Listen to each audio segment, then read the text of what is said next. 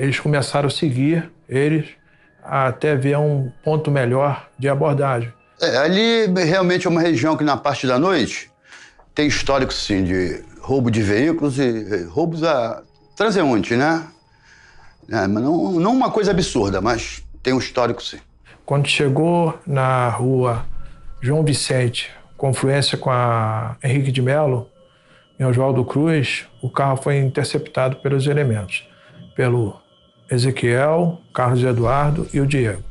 Os outros dois, o Tiago e o Carlos Roberto, ficaram no táxi, dando cobertura. Visualizaram que era uma mulher dirigindo, uma coisa mais fácil, né? Então, ao sair do carro, o Diego, de pistola na mão, começou a bater no vidro do carro, né?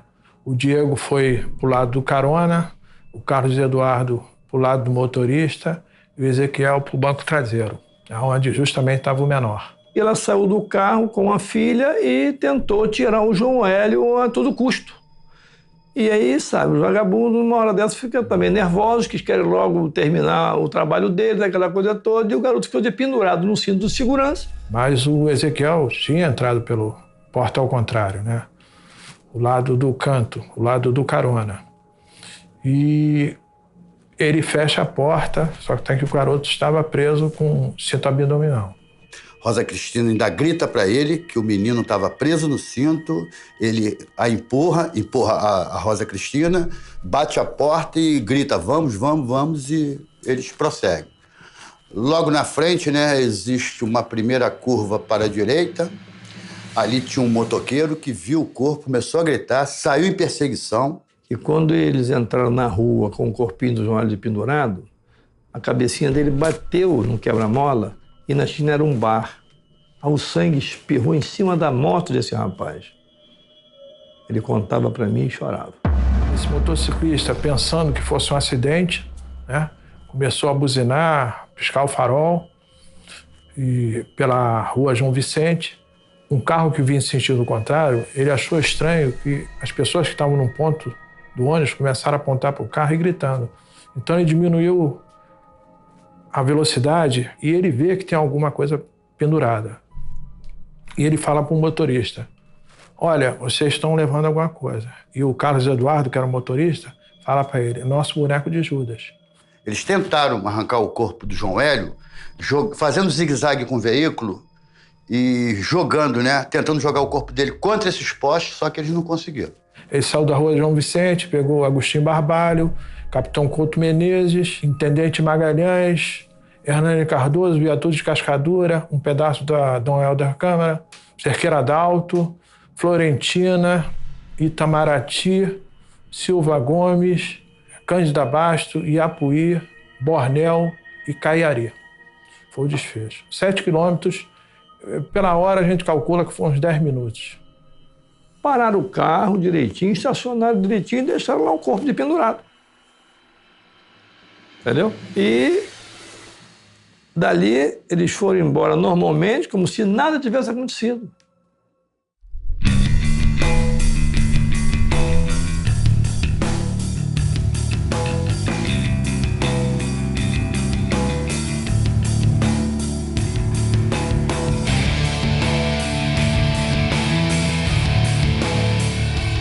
Eu me lembro, era uma quarta-feira, eu gosto muito de ver futebol, me lembro que até eu estava vendo o jogo do América e o Vasco, era um campeonato carioca, quando meu telefone tocou que dava conta que tinha um problema com um garoto que teria sido arrastado no carro, né, que era na minha área, mas umas informações todas encontradas. A primeira coisa que eu fiz, me arrumei e tentei sair de casa e nem a marcha do carro eu conseguia engatar, porque é um troço meio absurdo que contavam, né?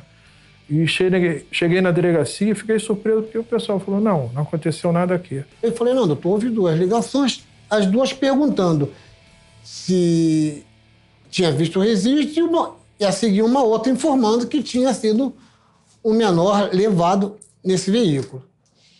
E saímos em campo, assim, para ver se a gente viu alguma coisa assim em Bento Ribeiro. Eu deixei até os colegas lá e saí com outro colega, mas não sabia, não informaram rua, não informaram nada. nós rodamos ali um pedaço, retornei à delegacia, como posteriormente chegou, que tinha sido, houve o registro e que o menino tinha sido levado arrastado.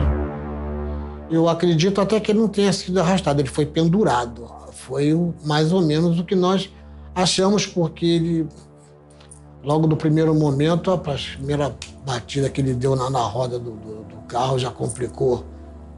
Eu sou da parte administrativa, chamada CESOP, da delegacia, e eu cheguei para trabalhar e fiquei sabendo do que tinha ocorrido durante aquela madrugada. E fiquei chocada, porque eu tenho um filho também pequeno, e comecei a tentar ver o que eu podia fazer para ajudar. No caso, o meu setor como administrativo, chegava muita denúncia e o fax fica justamente na minha mesa.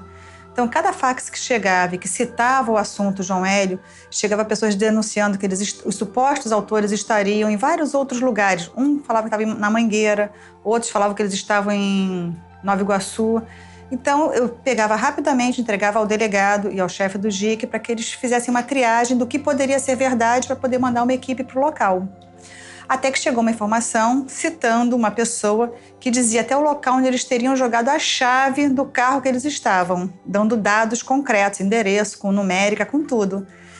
Aí eu passei rapidamente ao delegado e ele concluiu que esse deveria ser realmente um informe oficial e sério. E foi mandado para o local uma equipe. Saiu o doutor Ecos, saiu... Eu não tenho muita certeza se até a doutora Márcia Rocha estava junto, porque, se eu não me engano, ela era titular da época da 28DP. E o pessoal saiu para a investigação. A ocorrência começou na área da 30, passou pela área da 29 e foi parar na área da 28. Então, a mãe do João Hélio, primeiro foi na 28, o pessoal da 28 foi para lá. Quando eu cheguei lá, né, eu tive, além de ter uma surpresa, né, porque eu nasci naquele local. É uma rua pequenininha, tem 8 casas, né? Eu nasci ali, até hoje a casa é da minha família, né? Foi minha irmã que viu o carro ser deixado ali, minha irmã que ligou para o 190, entendeu? Minha irmã foi uma das primeiras pessoas a ver o corpo do garoto. Então isso me chocou muito, porque minha infância todinha foi ali, né? Então, você tem que controlar a emoção, você tem que ser o profissional controlando a emoção, né? Que você vem tudo na tua cabeça, tua infância, né? Teus amigos, tudo isso, é difícil, né?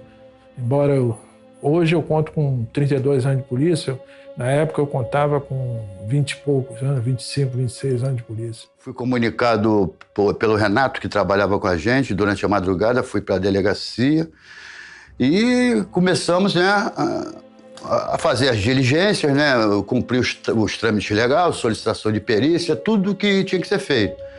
E, principalmente, nós nos empenhamos, né, em ter que botar os elementos que causaram a morte desse menino o mais breve possível na cadeia. Isso era questão de honra para a polícia e, principalmente, para a gente. Tive que ir para o local, tive que providenciar a remoção, tive que providenciar a perícia, porque no dia nós descobrimos todo o trajeto. O trajeto estava desenhado, né? Infelizmente com sangue, né? Mandei meu policial, o policial que hoje não trabalha mais comigo, refazer com a perita todo o local, entendeu? Até para a gente preservar, né?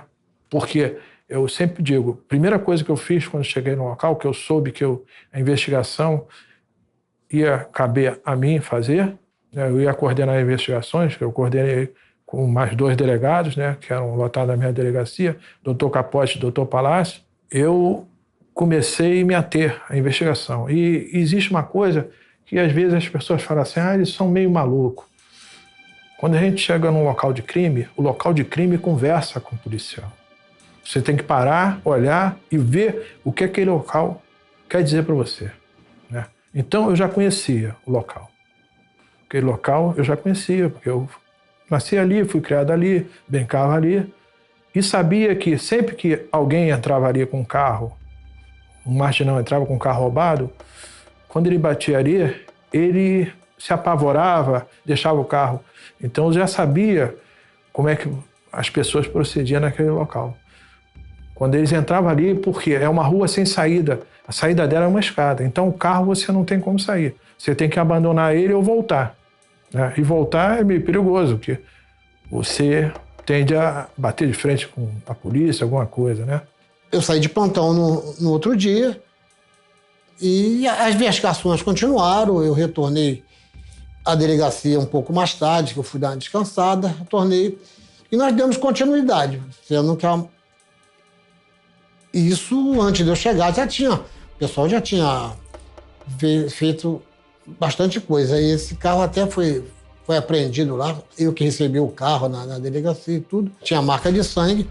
Não, o carro estava em perfeito estado. Estava com aquela marca de sangue e você notava que o garoto parece que realmente ficou preso no cinto de segurança na hora de tira daqui, tira dali, bateu a porta e assim foi. Quando eu cheguei na delegacia, o carro, depois que recuperaram tudo, pegaram o carro, levaram para o pátio da delegacia, eu fui até lá para ver. E vi cabelo e sangue no para-choque esquerdo, isso, que é do lado do motorista mesmo. Então eu fiquei chocada de ver aquilo, como realmente aconteceu o desgaste do couro cabeludo do menino, de como ele deve ter batido no carro, sofrido mesmo. Então eu fiquei realmente sem conseguir dormir assim alguns dias pensando na situação que ele deve ter sofrido. E a própria mãe também, ao ver o seu filho sendo levado do lado de fora de um carro. Muito triste, muito triste.